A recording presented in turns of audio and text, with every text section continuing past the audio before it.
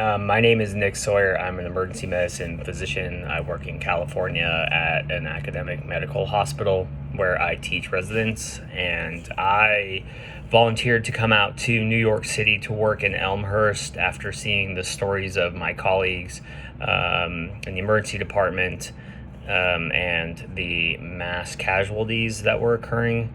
So I've been in New York City now for 5 days, and I have been working on a critical care unit as a critical care attending, taking care of only coronavirus patients who most have been admitted to the hospital during the mass influx of patients that happened about 3 to 4 weeks ago. And the biggest thing that I think people need to know is that this is a virus that causes a syndrome, which is a collection of symptoms called a syndrome that we've not seen before. This is not like a cold. This is not like anything we've seen before. Some of the other volunteer physicians who are out here with me, who were practicing medicine during the AIDS epidemic in the 80s, were saying this is like that, but it's actually worse because the amount of death that's occurring is occurring much more quickly. And that's really amazing to hear.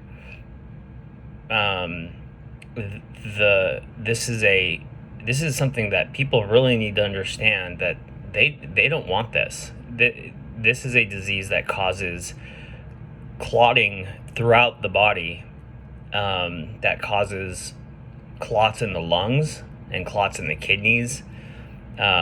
We've seen clots in people's arms and legs that have led to dead tissue and tissue damage and necrotic limbs. It's causing strokes in otherwise young, healthy people due to clotting. We'll be performing procedures where we'll place a line into a large vein and it will clot immediately. This is not something that people should be taking lightly. And I didn't even recognize this at first when I was in California, because the California shelter-in-place order has really helped prevent the number of coronavirus patients that we were seeing where I work. And I believe that's true throughout California. But seeing it on the front lines in New York, and seeing the patients who have been infected with this virus, it's a devastating virus for those who become critically ill with it. And it's just, one of the biggest problems is that because patients aren't allowed, their families aren't allowed on the coronavirus units, is they don't see the amount of destruction that this virus does to the body when people become critically ill with it. And I think that if it were such the case where people's families could come and see how very sick they were, and all of the different types of interventions that we're doing right now based on the way that we usually practice medicine and how ineffective it is in many, many cases, they would take this a lot more seriously. And my biggest concern right now is due to the fact that we can't expose people's family members to these patients because of the risk of infecting them, is that this is going unseen. And now that I've seen it for myself, looking at these different states that are deciding that it's a good idea to lift the order to shelter in place, it's dangerous and it's irresponsible.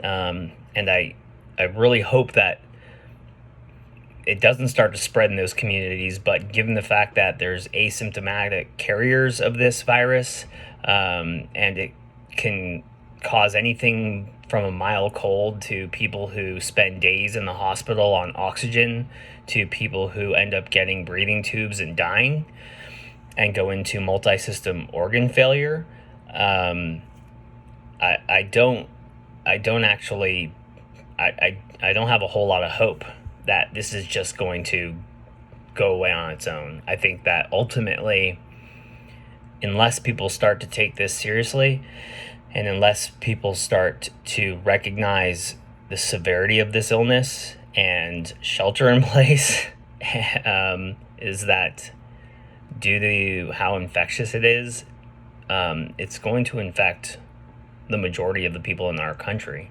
And a lot of people are gonna, I think at this time, really regret the decisions that they're making right now.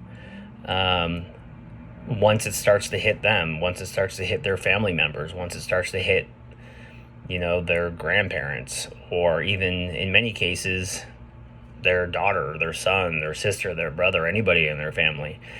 So, I mean, I would like this to serve as a warning for people across America. You do not want to mess with the coronavirus, because you may be okay, but somebody very close to you very well likely may not. And I wish everybody the best of luck, but do not take this lightly. This virus is very dangerous.